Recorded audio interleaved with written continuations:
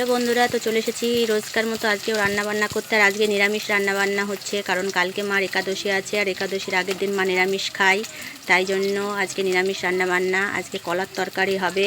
এই যে কলাগুলোকে এখন ভাজা করে নিচ্ছি, আর তার সাথে এই যে আলু পটল ভাজা করে নিয়েছি। সব আলাদা আলাদা করে ভেজেছি। আলু পটল দিয়ে কলা দিয়ে একটা তরকারি হবে নিরামিষ। আলাদা আলাদা করে মানে সবজিগুলোকে ভেজে নিলে রান্নার একটু টেস্ট হয়।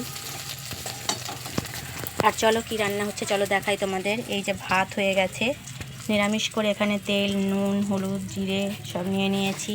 আর এই যে এখানে মশলা বেটে দিয়ে গেছে মা। এই যে এখানে আছে এটা কলার তরকারির মশলা, এটা আছে এই যে এখানে চাল কুমড়ো রান্না হবে চাল কুমড়োর জন্য। আর এই যে এটা আছে ভাতের মধ্যে ওল সেদ্ধ দেওয়া আছে, এটা ওল সেদ্ধের জন্য মশলা। আর এই যে চাল কুমড়োর খোসা ভাজা। আমার খুবই মানে ভালো লাগে এটা খেতে। তোমরা কারা কারা এই রান্নাটা পছন্দ করো মানে আমাকে জানিও।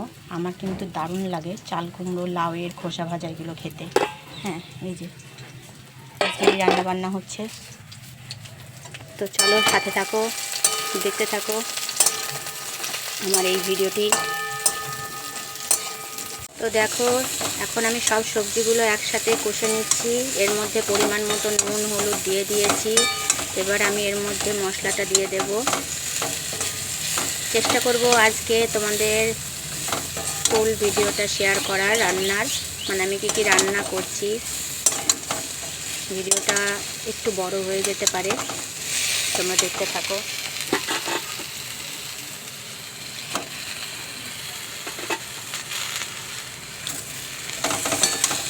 এবার মশলা দিয়ে ভালো করে এটাকে কষাতে হবে। একটু আমি হালকা এর মধ্যে জল দেবো, তাহলে মশলাটা ভালো করে আর কি মিশে যাবে।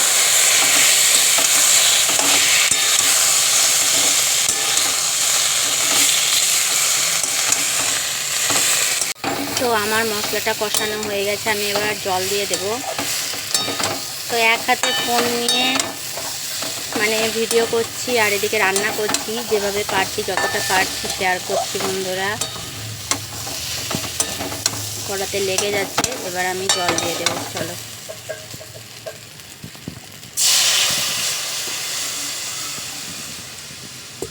একটু জল বেশি করেই দিলাম, কারণ আমি ঝোল খেতে ভালোবাসি আর সবাই মিলে খাওয়া দাওয়া করব, যেহেতু একটু ঝোল না হলে তরকারি ভালো লাগে না, মানে ভাত খেতে শুকনো শুকনো করে আর কি আমি ভাত খেতে পারি না। তো তোমরা অনেকেই আছো যারা ঝোল বেশি খেতে পছন্দ করো না, অনেকে একটু দেখি শুকনো শুকনো খেতে পছন্দ করে, কিন্তু আমি ঠিক এর অন্যরকম। তো চলো এবার ঝোলটা ফুটে গেলে তরকারিটা নামিয়ে নেব। কলা দিয়ে গন্ধ ভাজালির পাতা দিয়ে তরকারি মানে একটা বেশ ভালো লাগে, কিন্তু ওটা তো খাওয়াই হয়। তো এই তরকারিটা মানে এভাবে অনেক দিন খাওয়া হয়নি। তো সরষা লঙ্কা দিয়ে এমনি নর্মাল তরকারি, এর মধ্যে সরিষা লঙ্কা আদা জিরে বাটা আছে, তো এভাবেই আজকে খাচ্ছি। তো বন্ধুরা আমার এই তরকারিটা রান্না প্রায় হয়ে এসেছে, তো এখন আমি নামিয়ে নেব। ঝোলটা ফুটে গেছে দেখতেই পাচ্ছ। এই যে কলার তরকারি রান্না হয়ে গেছে, কেমন হয়েছে জানিও। আর এদিকে দেখো আমার পছন্দের এই যে চাল কুমড়োর খোসা ভাজা করছি।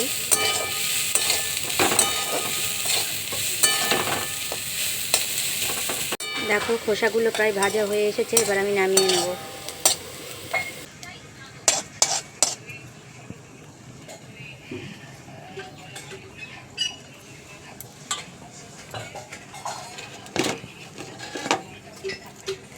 তো এবার আমি চাল কুমড়োটাই যে এর মধ্যে দিয়ে দিলাম।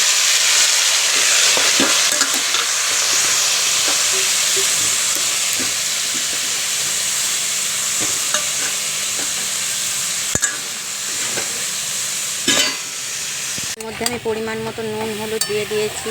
এবার ভালো করে এটাকে নাড়িয়ে নেব।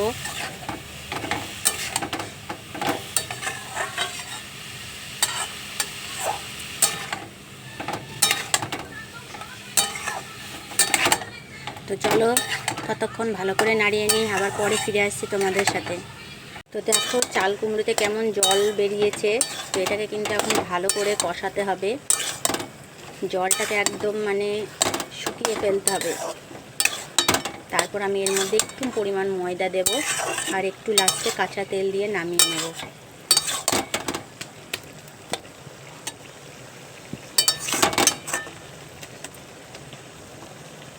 আমি প্রথমেই কিন্তু এর মধ্যে ডাল ভেজে দিয়ে দিয়েছি, মুগের ডাল একসাথে, মানে এক সম্বারাতেই করেছি। এটা চাইলে কেউ 2 সম্বারাতেও করতে পারো, মানে প্রথমে মশলা দিয়ে নামিয়ে লাস্টে তেলের ওপর ডাল ভেজে দিয়ে আবার এটাকে নামিয়ে নিতে পারো। তো ওভাবে 2 সম্বারায় আমি করলাম না, এটা একবারেই আর কি হয়ে যাচ্ছে, সেই জন্য আমি এভাবেই করলাম।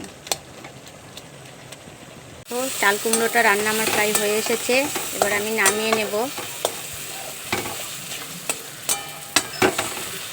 আমার রান্না এখন কমপ্লিট হয়ে গেছে। এই যে চাল কুমড়োর ঝাল, আর এই যে চাল কুমড়োর খোসা ভাজা, আর এই যে কলার তরকারি।